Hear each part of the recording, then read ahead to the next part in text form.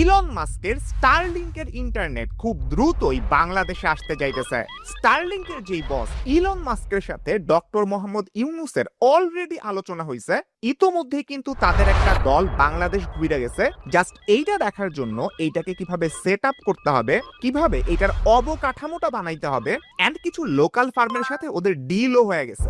Doctor Yunus কিন্তু এই জিনিসটাকে এতটাই গুরুত্ব দিতেছেন যে উনি বলছেন 90 দিনের মধ্যে এইটার সেটআপের যাবতীয় প্রিপারেশন যাতে শেষ করা হয়। সব মিলায়ে স্টারলিংকের ইন্টারনেট বাংলাদেশে আসা নিয়ে খুবই হুলস্থুল চলতেছে। আপনাদের মনে এই প্রশ্ন থাকতে পারে, স্টারলিংকের এই ইন্টারনেট কিভাবে আমাদের বাসায় দেওয়া ব্রডব্যান্ড কিংবা মোবাইলের ইন্টারনেটের থেকে আলাদা?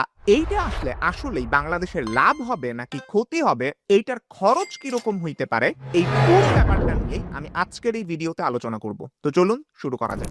This video is sponsored by non academy. তাদের সম্পর্কে কথা হবে